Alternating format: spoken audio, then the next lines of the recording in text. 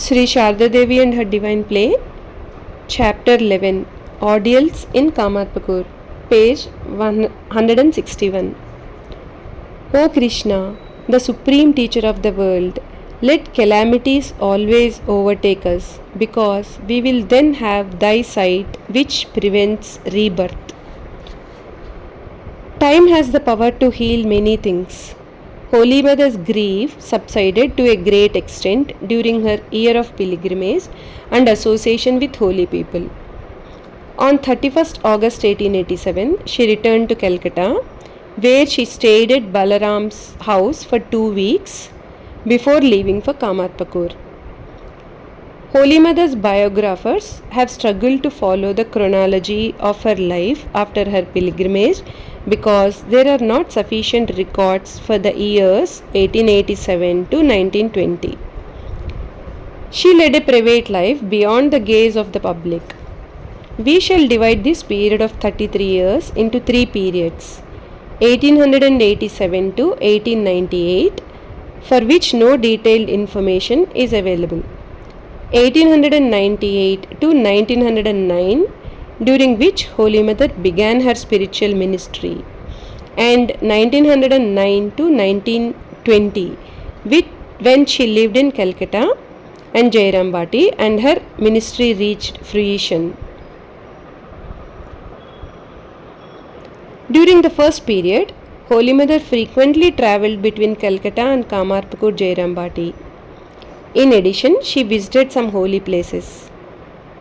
Few details are available for this period, partly because the monastic disciples of the Master were absorbed in austerities in various places, although they had a modest monastery in Baranagar.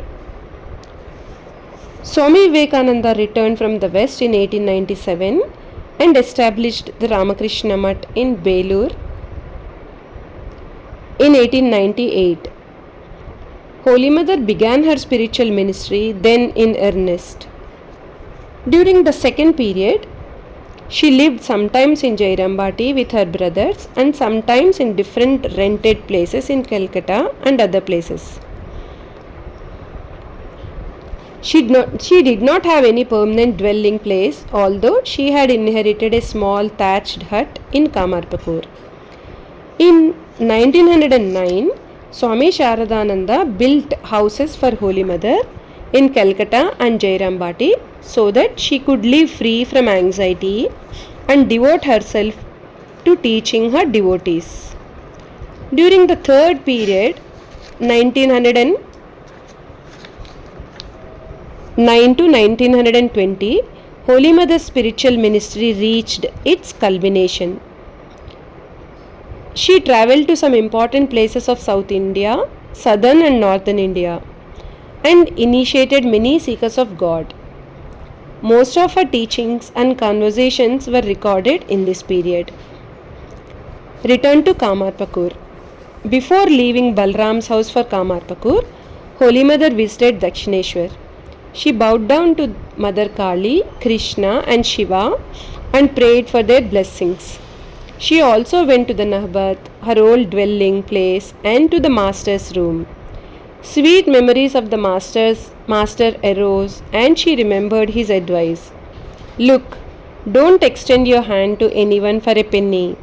You will never lack ordinary food and plain clothing. If you ask for money from anyone, your head will be sold to that person. It is better to get food from someone than to live with that person. Some devotees may lovingly offer their homes for you to live in, but never give up your cottage in Kamarpakur.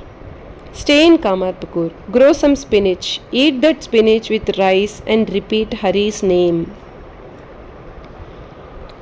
In the middle of September 1887, Holy Mother left for Kamarpakur with Jogin and Golapma. They went by train to Bardwan and then began to walk the remaining 30 miles because they could not afford to hire a bullock cart. They crossed 16 miles and reached Uchalan. Holy Mother was exhausted and hungry, so they bought some rice and lentils from a roadside inn and Golapma cooked khichuri for her. After eating, mother exclaimed, "Golab, what nectar you have prepared." They continued walking and finally reached Kamarpakur. Jogin stayed for 3 days and then joined his brother monks at the Baranagar Mutt. Golapma returned to Calcutta after spending a month with Holy Mother. Ramakrishna's family home in Kamarpakur faces south and consists of 3 thatched huts with mud floors and mud walls, plus another small thatched hut that was the family shrine. The shrine has since been replaced by a concrete structure. The hut on the east was the parlour. The middle one belonged to Rameshwar, who had passed away in 1873, and his family, and the hut on the west belonged to Ramakrishna. This hut has one door and one window. It is 12 feet 10 inches by 8 feet 10 inches. To the south of the master's hut, there is the family shrine where Kshudiram, Ramakrishna's father, installed the goddess Shitala, Raghuveer Ramachandra, and Rameshwar Shiva.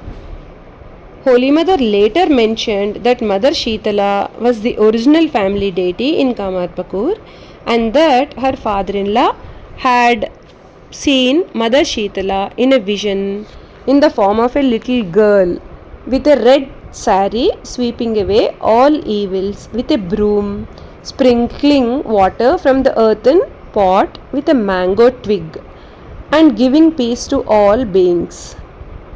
Kshudiram used to offer khichdi to Raghuveer Ramachandra occasionally because Raghuveer belonged to the western part of India. Holy Mother took her shelter in her husband's